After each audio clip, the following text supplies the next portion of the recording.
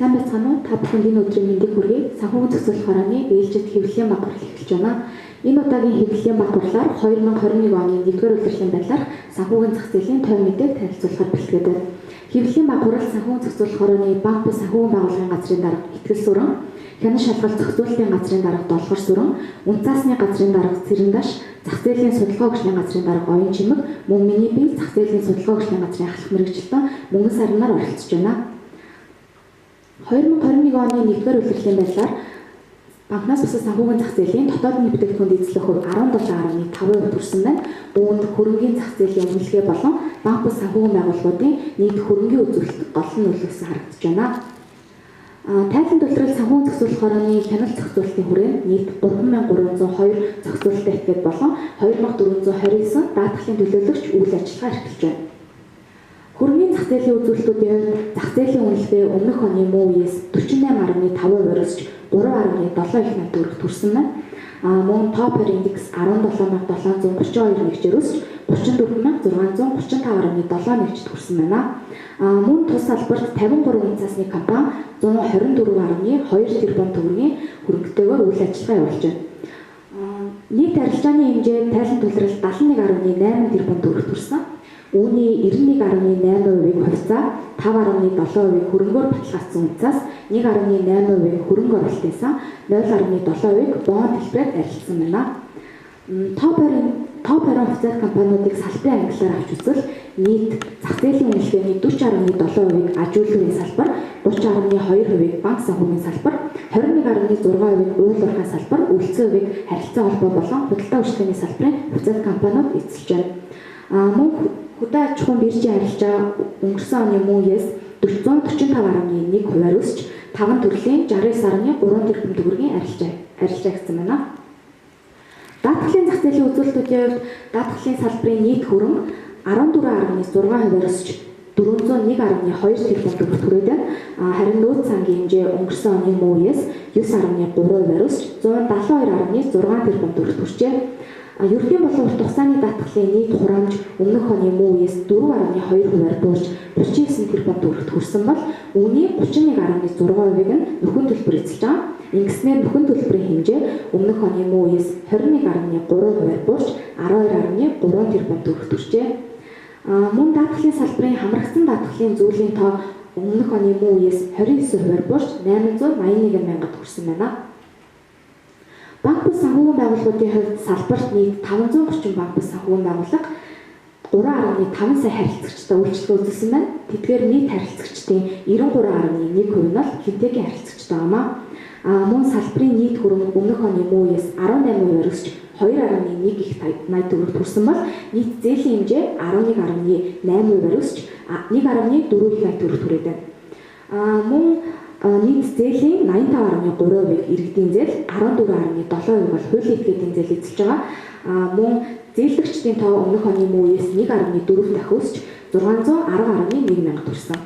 Мөн зээлийн бүтээгдэхүүний үн болох зээлийн жинсэн дундчгүй өмнөх оны муу үеэс 0.1 пунктээр буурч 2.9% хүрсэн бол чамдгүй зээлийн нийт зээл эзлэх хувь 1.9 пунктээр өсч 10.3% хүрчээ. Хадгалан зээлийн оршооны салбарт нийт 249 хадгалан зээлийн оршоо 75 мянган гишүүдтэй үйлчлэг үзүүлсэн байна. Мөн салбарын нийт хөрөнгөний үзүүлэлт 21.5%-аар өсч 278.9 тэрбум төгрөгт хүрсэн байна. Харин хадгаламжийн үзүүлэлт өмнөх оны муу үеэс 26.6%-аар өсч 201.4 тэрбум төгрөгт хүрсэн бол нийт зээлийн үзүүлэлт 11.1%-аар өсч 192.1 тэрбум төгрөгт хүрчээ. Мөн хадгаламжийн хүү өмнөх оны муу үеэс 0.1 пунктээр буурч 1.4% хүрсэн бол зээлийн хүү 0.7 пунктээр буурч 2.4% хүрсэн үзүүлэлттэй байна. Санхүү зохицуулах хорооны хяналт зохицуулалтын чимээр орсон үйл хөдлөх эд хөрөнгө зурчлалын салбарын үзүүлэлтүүдийн салбарт нийт 185 байгууллага тусгай зөвшөөрлөлтөд үйл ажиллагаа эрхэлж байна. Тэдгээр нийт 206 брокер, 1219 агенттайгаар үйл ажиллагаа эрхэлж байна. Тайланд улирал давхарсан тоогоор 290 байгууллага 98.6 мянган метр квадрат 127.2 тэрбум төгрөгийн үн бүхий үйл хөдлөх хөрөнгийг зурчлан худалдсан бол 39.3 мянган метр квадрат 2.8 тэрбум төгрөг үн бүхий үйл хөдлөх хөрөнгийг зурчлан түрээслүүлж хөсөлсөн үзүүлэлт байна. Харин үнэт металл, үнэт чулууны арилжаа эрхлэгчдийн салбарт нийт 34% этгээд 404 иргэн тусгай үйл ажиллагаа эрхэлж байгаа бол тэдгээр нь тайлан төлөлт нийт 101.9 тэрбум төгрөгийн үнэт металлыг борлуулж 103.6 тэрбум үнэт металлыг худалдаа авсан үзүүлэлт байна. 2021 оны 1-р улирлын байдлаар санхүүгийн салбарын тойм мэдээг танилцуулж туслаа. Анхаарал хандуулсан та бүхэнд баярлалаа. Одоо үнцаасны газрын дарга цэрэн дашиг хөрөнгөний зах зээлийн салбарын талаар мөн банк ба санхүүгийн байгууллагын газрын дарга Итгэл Сүрэн банк ба санхүүгийн байгууллагын салбарт хийгдсэн онцлог ажлын талаар товч мэдээллийг өгнө. За та бүхэнд энэ өдрийн мэндийг хүргэе. За 2021 оны 1-р улиралд санхүүгийн зохицуулах хорооноос үнцаас хөрөнгөний зах зээлд бодлогын болон одоо бүртгэл зөвшөөрлийн чиглэлээр хийсэн ажлуудаа гол ажлуудаа товч танилцуулъя. За улсын хурлаас 2021 оны 1-р сарын 29-ний өдөр банкны тухай хуульд нэмэлт өөрчлөлт оруулж шинжилэн баталсан.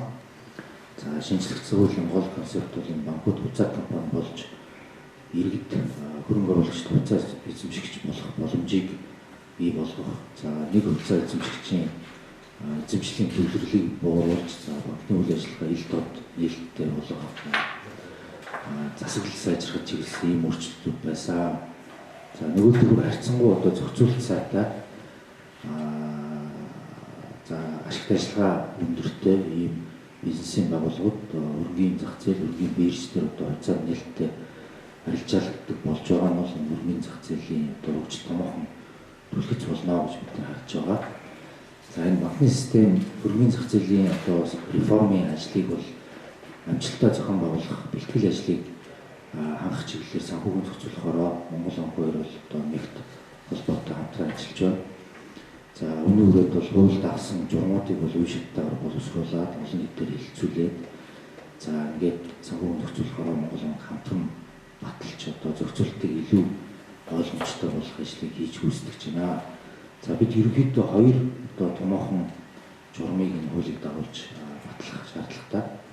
За үүнээс бол эхнийх нь журмыг баталсан байгаа. За Монгол банкны ерөнхийлөгч санхүүгийн зохицуулах хорооны даргын 2021 оны 3-р сарын 26-ны өдрийн хамтарсан тушаалаар за энэ банкыг хуцаа компани хэлбэртэйгээр өөрчлөн байгуулах, хуцаа эзэмшигчдийн бүтэц хувь нөлөөсөн өргөний хэмжээг өөрчлөх төлөвлөгөө боловсруулах, хэрэгжүүлэх, тайлбарлах энэ хянах төр журмыг баталсан. За дээрх журмын өрөөнд бол банкуд 7 сарын 1-ний дотор хуцаа эзэмшигчдийн хурлаараа батлуулсан төлөвлөгөөг санхүүгийн зохицуулахаараа Монгол банкнд ирүүлнэ. За төлөвлөгөөнд банкуд одоо яг ямар үе шаттайгаар хэдэн хувь олон нийтэд санал болгох вэ? IPO хийх вэ? За эзэмшлийн төвлөрлийг бууруулж нэг хуцаа эзэмшигчийн одоо эзэмших хэмжээ 20% хязгаарыг одоо хэрхэн үе шаттайгаар хангах вэ? За хаалттай болон нээлттэй хэлбэрээр одоо санал болох хуцаа хөрөнгө оруулалт хийх одоо хөрөнгө оруулагчдын хандан судалгаа. За банк өөрийгөө одоо яг ямар хэмжээнд одоо ямар санхүүгийн үнэлгээний одоо үрдсэн төсөөлтөй байна вэ гэх мэтчлэн одоо маш чухал асуудлуудыг энэ төлөвлөгөөнд тусгаж ирүүлнэ. За үүний хүрээнд үнийг нь бол санхүүгийн зохицуулахаараа Монгол банкнаас хянж үзээд за одоо хоёр зохицуулагч байгууллагын зохицуулалтуудаа зөвлөлдөхгүй за хэрэгжих боломжтой төлөвлөгөө байна гэж үзэх юм бол зөвшөөрөл болгоод нэг банкуд энэ төлөвлөгөөнийхөө дагуу энэ банкны тухай хуулийн хэрэгжилтийг хангаад явах юм аа. За дараачийн журам бол энэ банкуудын одоо үнцаасыг олон нийтэд санал болгох буюу IPO зөвшөөрөл олгохтой холбоотой харилцааг зохицуулсан энэ журмын төсөл одоо бэлэн болсон байгаа. За ойрын хугацаанд санхүүгийн зохицуулахаараа Монгол банкнаас одоо олон нийтэд танилцуулж за олон нийтэд хэлэлцүүлэх ажлыг хийхээр хүлээгдэж байна. За 2021 оны 1-р улиралд энэ үнцаас хөрөнгөний зах зээлийн тусгай зөвшөөрөл бүртгэлийн чиглэлээр одоо 22 асуудлыг хорооны хуралдаанаар хэлэлцэж шийдсэн. За хуцаа эзэмшигчдийн одоо бүтэц бүрэлдэхүүнд өөрчлөлт оруулах, оноос нөрөг өөрчлөлттэй холбоотой 11 асуудлыг хорооны даргын тушаалаар бол шийдвэрлсэн байгаа. За үүнээс бас онцлог асуудлуудыг бас товчхон дурдж танилцуулъя. За улсын хурлаас 2021 20 оны 32 дугаар тогтоолоор баталсан коронавируст халдвар зардахлын үед санхүү эдийн засгийн доктортой байдлыг хангах, эрсдлээс урьдчилан сэргийлэх, төрийн үйлчлэгийн захим шилжилтийг арга хэмжээнд зардахлын голомтод одоо ажиллаж байгаа төрийн албан агчдыг түрээслээд өмчлөх хэлбэртэй улс улсны хөтөлбөрт хамруулах, хөтөлбөрийн хүрээнд гаргасан хөрөнгөөр худлаацсан унцаасыг бүртгэж тусгай зөвшөөрөл олгох ажлыг бол хороонд даалгасан. Үүний хүрээнд бол хорооноос 2021 оны 2 дугаар сарын 10-ны өдрийн 61-р тогтоолоор нийслэлийн орон сууцны корпорац 2 тусгай зорилтын компаниг гаргасан. 100 мянган төгрөгийн нэрэлсэн бүхий 15 жилийн хугацаатай орон сууцны одоо түрээсийн орлогоор баталгаажсан нийт 396,216 ширхэг хүртэлх баталгаат одоо хөрөнгөөр худлаацсан унцаасыг бүртгэсэн байгаа. Дээр хөрөнгөөр худлаацсан унцаасыг одоо бүртгэснээр 39.6 тэрбум төгрөгийн санхүүжилтээр нийт 447 төрлийн албан агчдыг болон түрээслээд өмчлөх хэлбэрийн орон сууцнд хамруулах боломж бол бүрдсэн. Монгол Улсын дараачийн бас дурдах ёстой ажил бол Монгол Улсын засгийн газрын одоо 2021 оны 42 дугаар тогтоолоор баталсан эрүүл мэндийн хамгаалж эдийн засгаас сэргээх 10 их нийтийн төлөв одоо бол баталсан. Уг төлөвлөгөөнд бол зээл санхүүжилтийн их усрын тодорхойлогдсон томоохон төслүүдийг бол төслүүдийн одоо бүтээн байгуулалтыг нэвтрүүлж эдийн засгийн сэргээх хөшүүрэг болгож одоо ажиллах юм зорилтыг дэвшүүлж зорилтын хүрээнд бол Эрдэнэс 5 толгой хувьцаат компани дотоодын хөрөнгөний зах зээл дээр бонд гаргахаар тусгагдсан. Хорооноос 2021 оны 3 дугаар сарын 26-ны өдрийн 96 дугаар тогтоолоор Эрдэнэс 5 толгой хувьцаат компани 24-өөс 46 сарын хугацаатай төгрөг $10 одоо хосолсон 6.8-аас 10% дээр нэг бүрэн 100 мянган төгрөг, долларын хувьд бол $100 үнэтэй 20 сая ширхэг өрийн хэрэгслийг бол бүртгэсэн байгаа. Зөвшөөрөл болгосон гэсэн үг. Эрдэнэс 5 толгой хувьцаат компанийн зүгээс бол энэ өрийн хэрэгслийн анх дахь арилжааг 2021 оны 3 дугаар сарын 30-наас одоо 4 дугаар сарын 9-ний өдөр зохион байгуулсан нийт 975 одоо хөрөнгө оруулагчдаас 677 тэрбум төгрөгийг татан дүүлгүүлж бас дахин санхүүжилтийг шүүсдэгсэн. Цаашд бол Эрдэнэс 5 толгой хувьцаат компани энэ ондоо багтаж одоо 3 шаттайгаар нийт одоо 2 их нийт төгрөгийн бондыг гаргахаар бэлтгэл ажлыг хангаад ажиллаж байна. Нэг зүйлийг энд бас онцлох ёстой байх. Монголын хөрөнгөний зах зээл дээр компани бонд гаргах хэлбэрээр бол хамгийн өндөр дүнтэй одоо бондыг Эрдэнэс 5 толгой хувьцаат компани гаргаж байгаа. Энэ гаргасан бонд нь бол одоо түүнд хамгийн өндөр дүнтэй одоо дотоодын хөрөнгөний зах зээлээс их үсэг босгосон ийм үйл явдал болсон. Түүнээс онцлж хэлэх зүйтэй баха. Нэг үед мэдээлэл асуудал. Эхний асуулт Bloomberg телевизээс санхүүгийн салбарын 1-р удирдлагын байдлаарх дүн мэдээллээс өсөлт бууралт хэр байгаа вэ? Үүнд гол нөлөөсөн хүчин зүйл юу вэ гэсэн асуулт ирсэн байна. Мөн NTV телевизээс санхүүгийн салбарт хөл хорионы үед ямар өөрчлөлт ажиглагдсан бэ? Энэ хөл хорионы үед санхүүгийн салбарын байгууллагуудын тоо цөөрсөн үү эсвэл нэмэгдсэн үү гэсэн байна. Үүнд зах зээлийн судалгаа хөгжлийн газрын дарга Оюун Чимэг хариулт өгнө. Сайн байцгаана уу? Та бүхний өдрийн амар амгалан айлтгая. Санхүүгийн зохицуулах хорооны зохицуулалтанд байдаг санхүүгийн салбарын зах зээлийн үнэлгээ болон нийт хөрөнгөний хэмжээ 2021 оны 1-р удирдлагын байдлаар дотоодын нийт бүтээгдэхүүний 17.5%-аар тэнцэж байгаа. Энэ өмнөх оныхоо мөн үеэс 4.2 пунктээр жилийн эцээс 2.2 пунктээр одоо өссөн байгаа. Энэ өсөлтөнд гол нөлөөсөн нь болохоор хөрөнгөний зах зээл дээр өсөлтүүд гарсан байгаа. Тухайлбал 2021 оны 1-р удирдлагын удирдалт хөрөнгөний зах зээлийн үнэлгээ өмнөх оныхоо мөн үеэс 1.2 их төгрөгөөр өсөж дотоодын нийт бүтээгдэхүүн тарьс хайрцаа нь 3.5 пунктээр жилийн эцээсээ 1.7 пунктээр өсөж 9.9% хүрсэн.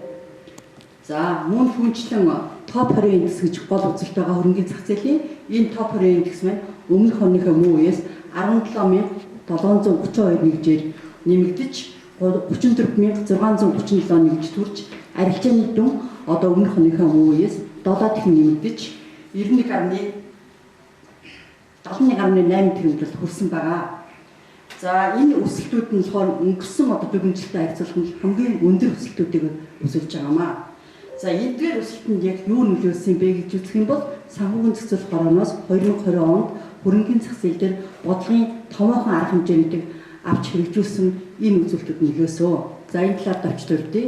Тухайлбал олон жил яригдсан байгаа үн цасны төлбөр тооцооны T2 системийг бол 2020 оны 3 сарын 31-нд нэвтрүүлсэнийг та бүхэн мэдж байгаа. За түүнчлэн хорооны зүгээс арилжааны хэлслийн зарлыг бууруулах, за арилжааны хийгдэх шат амжилтыг бууруулах, холбогдох арга хэмжээнийг өөрчлөлтөд авч хэрэгжүүлсэн. Үүний үрдэнд хоёр дахь зах зээл болон анх дахь зах зээлийн одоо дээр клирингийн одоо юг шимтгэлийн хэмжээг 50% бол буурсан байгаа. За түүнчлэн та бүхэн бас сонсч байсан баг.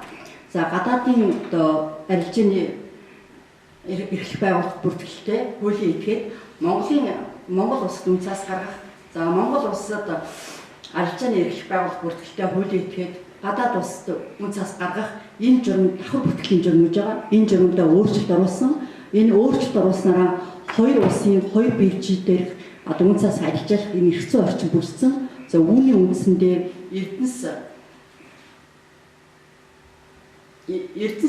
Resource Development Corporation Канада улсын Торонто, Бээжин хөрөнгөний мөрчтэй бүртгэлтэй 263.6 сэлширхийг одоо хувьцааг арилжаасан одоо хөрөнгөний зах зээлийн үнэлгээ 3 их 80 төгрөг төрөхөд гол нөлөөсөн. За та түрүүнчлэн одоо Бээжин бус зах зээлийн журмыг баталсан байгаа шинжилгээ. Энэ журмыг шинжилэн баталснараа компаниудын хувьд хаалтаа өрийн хэрэгслийг арилжаалах, Бээжин бус зах зээлийн санхүүжилтийг босгох, хаалттай одоо өрийн хэрэгслийг хойцолцоосоо дүүсгэх боломжийг бүрдүүлсэн. За мөн түүнчлэн одоо Инвескор одоо хувьцаат компани 4 төгрөгийн хаалттай 4 төгрөгийн хөрөнгө баталгаажуулсан үн цасыг гаргасан байгаа. Мөн Монголын хамгийн анхны хамтын хөрөнгө оруулалтын сан болох одоо их хөгжлийн сан болоо 4.8 төгрөгийн нэгж одоо сангийн нийтлэгийг харилцаасан зэрэг нь мөн хөрөнгөний зах зээлийн өсөлтөнд нөлөөсөн. За одоо мөн саяхан манай үн цасны газрын дарга маань бас хэлсэн байгаа. Банкны хуулинд нэмэлт өөрчлөлт орсон. Энэ хуулинд нэмэлт өөрчлөлт орсноороо одоо энэ хөрөнгөний зах зээл дээр одоо банкуд нээлттэй компани болж хөрөнгөний зах зээл дээр томоохон өсөлтийг авчрахад ийм бас нэлээд том өөрчлөлтийг авчирна гэж үзэж байгаа. За хоёр дахь асуултанд хариулъя. За санхүүгийн зохицуулах хорооноос сүүлийн жилүүдэд бичиг санхүүгийн байгууллагуудын чадхыг нэмэгдүүлэх, өрсөлдөх чадварыг нэмэгдүүлэх, нийгмийн эдийн засгийн гүйцэтгэх үүргийг дээшлүүлэх, үзүүлж байгаа үйлчлэгийн чанар бүтээмжийг нэмэгдүүлэх талаар бодлогын томоохон арга хэмжээнд авч хэрэгжүүлсэн байгаа. За энэ өвчнөдөөс үсүүлээд банк санхүүгийн байгууллагуудын тоо 2021 оны нэгдүгээр улирлын удирдалт бол өмнөх оноос бол 10-аар буурсан. 10-аар буурсан эдгээр ч банк санхүүгийн байгууллагын нийт хөрөнгийн хэмжээ 18%-аар, харилцагчдын тоо 1.2 саяар, зээлцчдийн тоо 180 мянгаар нэмэгдсэн байгаа. За хадлан зээлийн хуршааны хувьд авч үзэх юм бол хадлан зээлийн хуршааны тоо 2021 оны 1-р улирлын байдлаар 249 төлсөн, өмнөх оныхоо мөн үеэс 5-аар буурсан. Гэсэн хэдий ч хадлан зээлийн хуршаатын гишүүдийн тоо 300-аар нэмэгдсэн, хөрөнгийн хэмжээ нь 21.5%-аар нэмэгдсэн, хадгаламжийн хэмжээ нь 26%-аар нэмэгдсэн, зээлийн өрийн үйлдэл нь 11.1%-аар нэмэгдсэн. Өөрөөр хэлбэл эдгээр байгууллагын тоо буурсан хэдий ч зах зээл дээр үзүүлж байгаа үйлчлэгнийх нь бүтээмж, үйлчлэгээнийх нь одоо хэмжээ, хөрөнгийн хэмжээ гэх юм бол буураагүй, нийгмийн эдийн засгийн гүйцэтгэх үүрэг нэмэгдэж байгаа. За яг энэ цар тахалтай холбогдуулаад манай салбарны салбартаар нэлээд том нөлөөс гатлын зах зээл дээр гарч ирж байгаа. За цар тахлын нөхцөл байдлаас болоод эдийн засаг агссан, бизнесийн үйлчлэгээ тасалбалд орсон, зовсон байдалд орсны улмаас даатгалын одоо хамрагдах зүйлийн тоо, гэрээ байгуулсан хамрагдах зүйлийн тоо 29% буурсан. Энэ одоо 29% буурсаас шалтгаалаад даатгалын маань одоо хураамжаа орлох гэж гол үзүүлэлт байна. Энэ хураамжаа орлох нь болохоор өмнөх оны мөн үеэс 4.2% буурсан. Давхар даатгалын хураамжаа орлох нь мөн 21%-аар буурсан байгаа. Түүнчлэн одоо энэ хөл хориотой холбогдуулаад дээрэс нь энэ зам тээврийн ачаал буурсантай холбогдуулаад гинтийн осол, аваар осол буурсан. Энэ мөн одоо автовирийн одоо хэрэгслийн одоо нөхөө бүрэлдэхүүн буусантай холбогдуулаад нөхөн төлбөр гэж даатгалын гол үзүүлэлт маань 21.3%-аар буурсан ийм үзүүлэлттэй байгаа.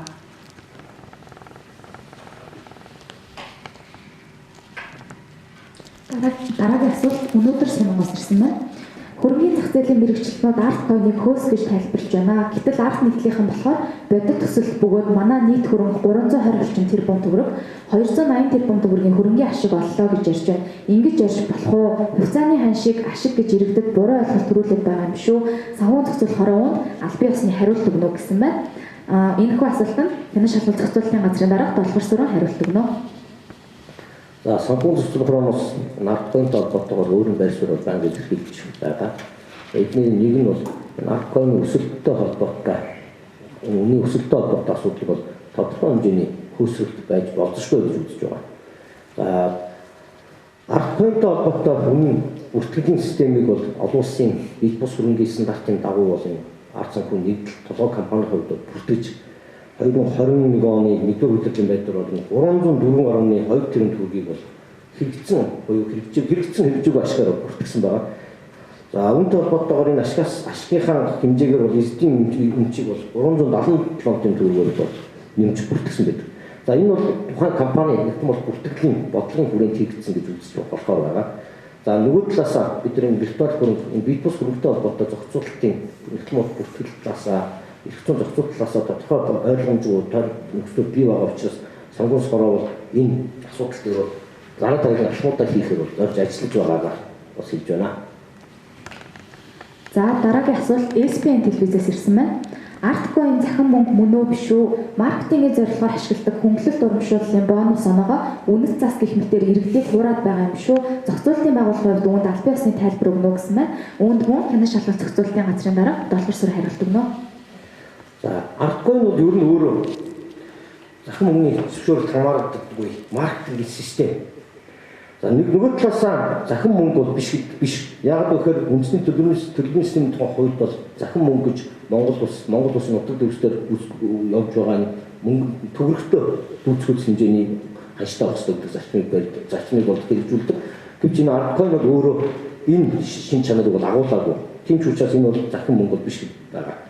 За үнцас гэдгийн хувьд үнцасны зах зээлийн тухай хувьд бол мөн үнцасны тодорхойлтод би нэг өсөнд хувьцаат компани хувьцаанууд гаргасан өрийн бичгүүд зэрэг санхүү зохицуулах хорооноос зөвшөөрөл авсан арилжааны эрсдлүүд бол үнцас гэж үздэг.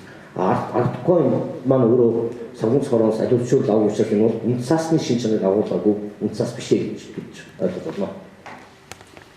За дараагийн асуулт Монгол ичдэг телевизээс ирсэн байна. Ковидын үед иргэдийн амьдрал хүндэрч зээл авах байдал эрс ихсэн. Нийт зээлийн дийлэн хувийг иргэдийн зээл эзэлж байна. Ийм нөхцөл байдлын үед зээлдэгчдийн эрх ашгийг хамгаалах, хүүг бууруулах талд авсан арга хэмжээ байгаа юу гэсэн байна. Үүнд банк ба санхүү байгууллагын газрын дарга Итгэл Сүрэн хариулт өгнө.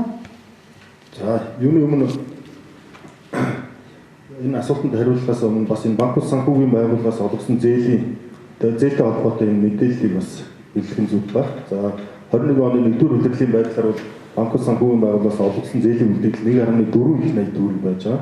За үүнээс бол үүний 85% буюу 1.2 их 80 нь бол нэг 608 мянга орчим зээлдэгчдэд иргэдэд олгосон зээлийн үлдэгдэл байгаа бол за 15% буюу нэг 208 тэрбум төгрөг нь нийт нэг 1300 гаруй аж ахуй нэгжид олгосон юм зээлийн үлдэгдэл байнамаа. За Монгол улсад өнөөдрийн байдлаар одоо хүчин төгөлдөр мөрдөгдөж байгаа хууль эрх зүйн хувьд бол одоо санхүүгийн зохицуулах хороо юм уу ер нь ямар нэгэн зохицуулагч байгууллагаас энэ банк санхүүгийн байгууллагын одоо харилцагчтай болгож байгаа зээлийн хөнгө бол одоо тогтоож өгөх тийм ээ хүүгийн хэмжээг бууруулах юм уу иймэрхүү арга хэмжээ авах боломжгүй байж байгаа. За энэ нь бол өөрөө банк эрх бүхий хуулийн этгээдийн мөнгөн хадгаламж төлбөр тооцоо зээлийн үйл ажиллагааны тухай хууль зааснаар зээлдүүлэгч хүү хугацаагаар зээлдэгчтэй харилцан тохирцсноор тогтооно гэсэн энэ заалтаар бол энэ заалтыг бол одоо банк санхүүгийн байгууллагууд үйл ажиллагаанд мөрдөж ажилладаг. Гэхдээ санхүүгийн зохицуулалт хорооноос бол энэ ковид цаг тахлын үед бол бас зүгээр суугаагүй зээлийн хүүг бууруулах, мөн зээлдэгчдэд ирэх дарамтыг бууруулах зорилгоор банк санхүүгийн байгууллагуудаа бол тодорхой шаардлагуудыг тавьж ирсэн. За энд юу гэхээр одоо зээлдэгчдийн хүсэлтийн дагуу одоо зээлийн хугацааг хэдэн ч удаа сунгах. За мөн ингэж сунгахтаа бол нэмэгдүүлсэн хүү альва торгуул алдан тооцохгүй байх гэх мэтлэн ийм шаардлага үр даалгавруудыг банкуд санхүүгийн байгууллагууд хүргүүлсэн. За мөн энэ цар тахлын үед бол банкуд санхүүгийн байгууллагын томоохон 30 гаруй банкуд санхүү удирдлагуудтай уулзаж санхүүгийн зохицуулах хорооноос энэ зээлдэгчтэй цар тахлын хүндрэлтэй нөхцөл тодорхой хүүгийн урамшуул, хөнгөлөлт за бусад энэ зээлдэгчтэй чиглэсэн арга хэмжээг авч хэрэгжүүлэхийг уриалсан. За үүний хүрээнд бол Монголын банкуд санхүүгийн байгууллагын холбоо болон тухайн банкуд санхүүгийн байгууллагууд идэвхтэй оролцож нийт 100 гаруй банкуд санхүүгийн байгууллага за тодорхой хэмжээнд зээл олголтын шимтгэлээ тэглэх, за зээлийн хүүгээ бууруулах ийм арга хэмжээнүүдийг авч хэрэгжүүлсэн байж байгаа. За дараагийн асуулт шууд цэгмээс ирсэн байна. Нэгдүгээр улирлын байдлаар банкуд санхүүгийн байгууллагаас зээл аваад зээл нь хүндэрсэн хичнээн иргэн байна. Хичнээн хүний зээлийн гэрээнд өөрчлөлт оруулж гүйцэтгэх хугацааг нь сунгаад байна гэсэн байна. Үүнд мөн банкуд санхүүгийн байгууллагын газрын дарга итгэл сүрэ хариулт өгнө.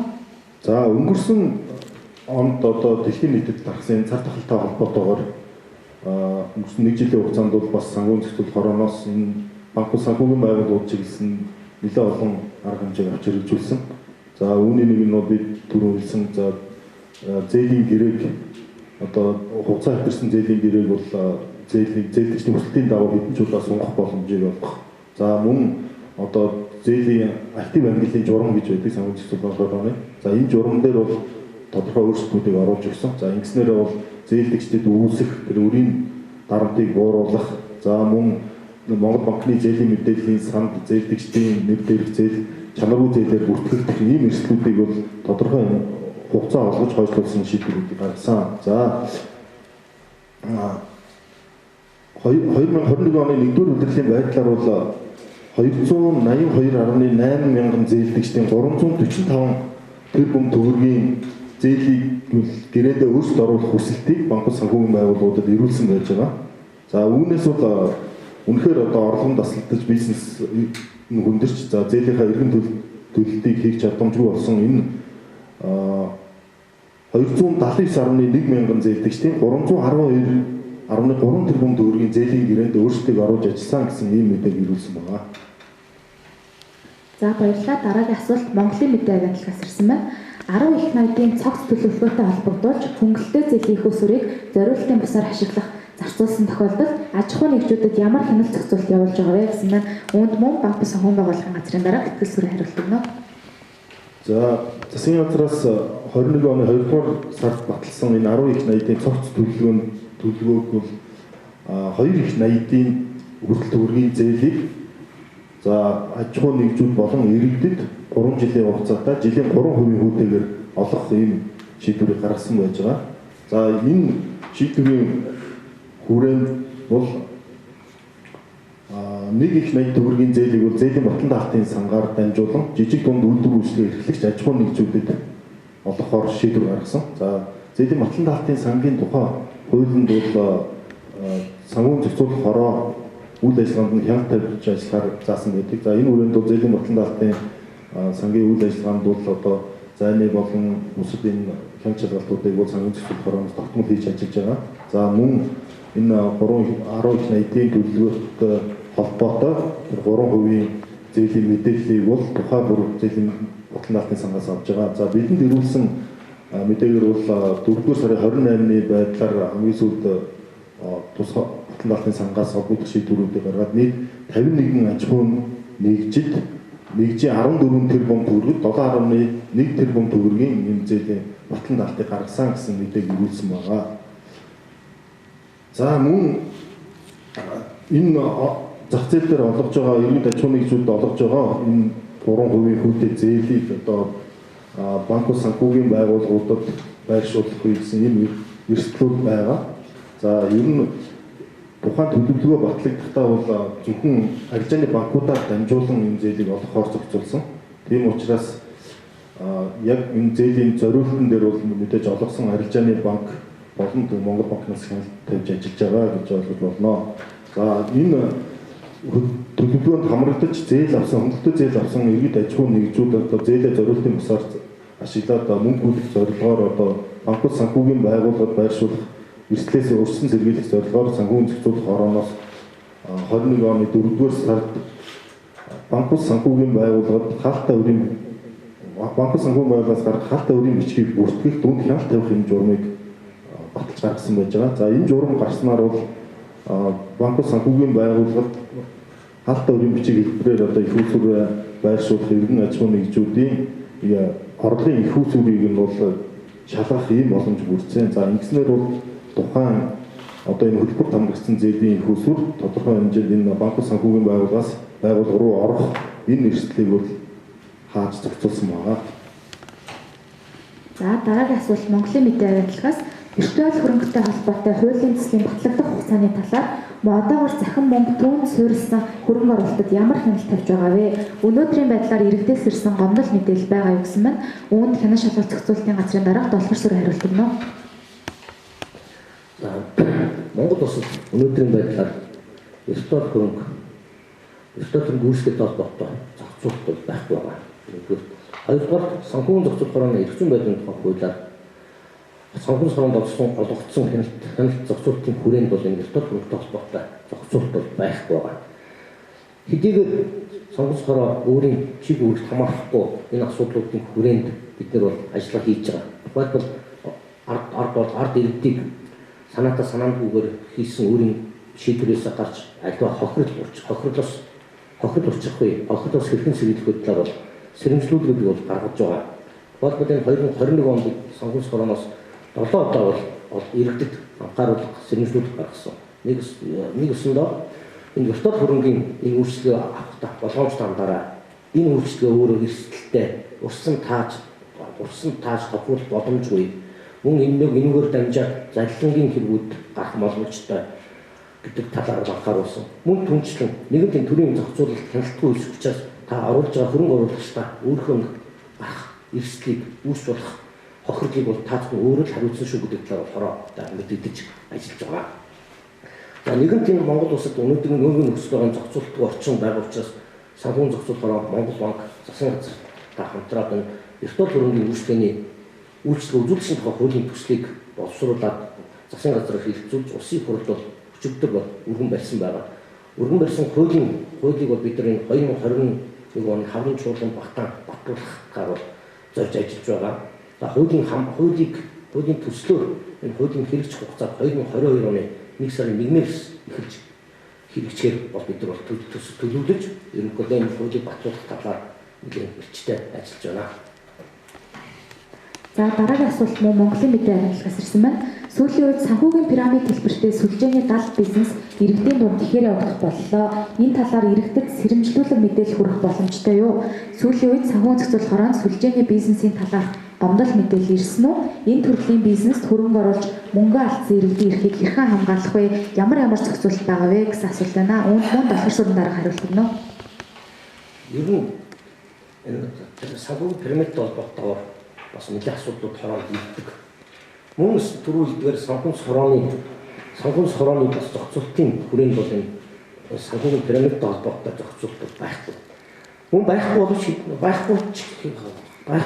санхүүгийн хороо бас иргэдийг энэ санхүүгийн пирамид санхүүгийн залингаас сэргийлэх зорилгоор санхүүгийн хороо бол санхүүгийн хувьд пирамид фонд гэдэг гарын албуудыг гаргаж олон нийтэд тавьсан байгаа. Хоёр энэ схемтэй холбоотойгоор олон нийтэд бас холбогдох мэдээллүүд анхааруулгыг бол гаргаж байгаа. Дараагийн айхтар асуудал нь юу гэхээр хэдийгээр бид нар энэ сэрэмжлүүлгийг ард иргэд олондоо хүргэж байгаа боловч иргэдийн маань бас санхүүгийн одоо тодорхой хэмжээнд олсох мэдлийн асуудал нэг. Хоёрдугаар олон хугацаанд өндөр ашиглах энэ хүсэл эрмэлзлээ дагаад бол хүмүүс бол тодорхой хэмжээний санхүүгийн пирамидын сүлжээнд орж хохирох явдал гарч байгаа. Үүнтэй холбоотойгоор иргэдүүд зарим иргэд санхүүгийн сургуульд ханддаг. Бид нар хандсан иргэдэд бол бид нар зөвлөмж өгч байгаа нэг асуудал бол энэ эрүүгийн тухай хуулийн дагуу хуулийг сахиулах байгууллагуудад хандаж хохирлоо болон энэ залхин гэж үзэж байгаа энэ залхингийн хэрэгээр гэдгээ шалгуулах нь зүйтэй гэдэг байр суурийг бол илэрхийлж бол иргэдэд бол хариуг нь бол өгч ажиллаж байгаа.